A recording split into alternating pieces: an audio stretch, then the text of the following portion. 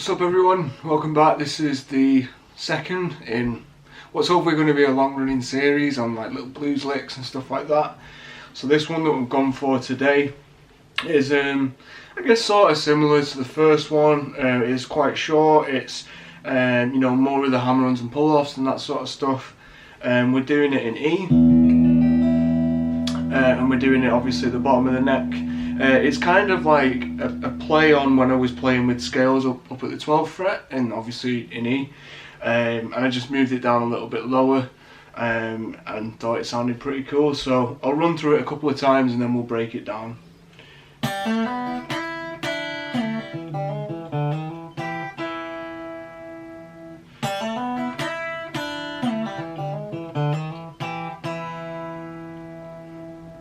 So there's quite a few things going on in this one. I'm not using a pick again, and you'll see why towards the end of it. So what we'll do, just break it down into different phases, and then yeah, so cool. So this first one,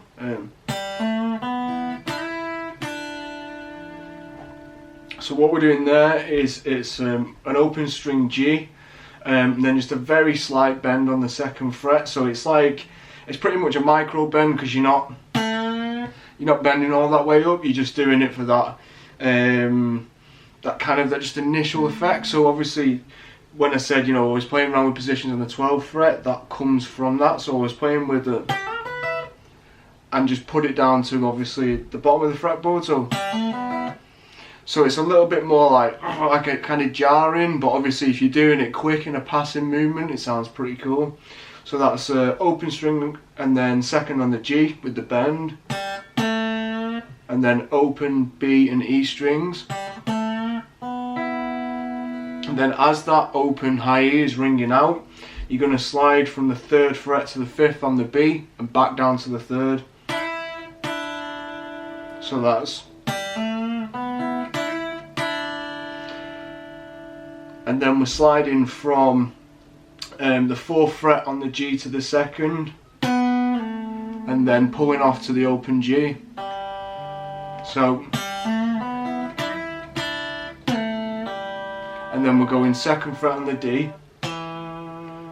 and then open G, hammer on to the 1st fret on the G, 2nd fret on the D again.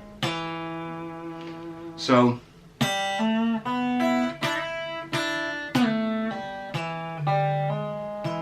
and then this final bit, which, you know, I really love this sort of stuff. It's a like quite a minimal string skipping thing. So what we're doing there is we finish on that 2nd fret on the D, but then using our little finger to play the 3rd fret on the high E, and then you can either pull off, or what I do is I just play both the notes.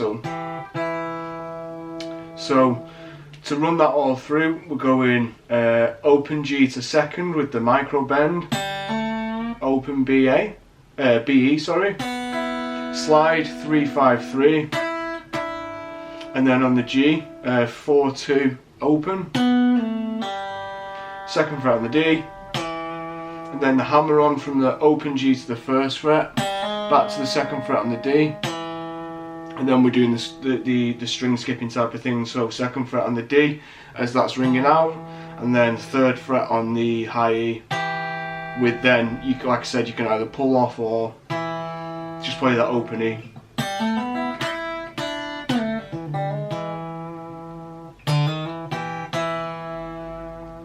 Yeah, and then what I've been throwing in, so you can either go, you can finish like that, or what I've been doing recently is, I suppose there's different ways to go at it. So you can either finish the, or you can go open D, hammer on 1st, 2nd, and then you're still ending on that E note. So it's, or, you know, it's just whatever you think sounds coolest. I really like those passing chromatic notes. So the,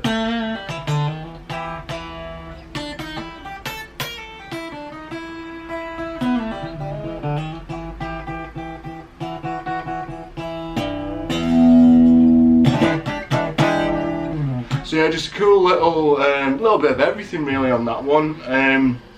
I suppose especially for beginners who are kind of experimenting with that blues picking style type of thing. You know, it's a nice change. So obviously you're using your fingers. You can play with a pick as well, but I just think that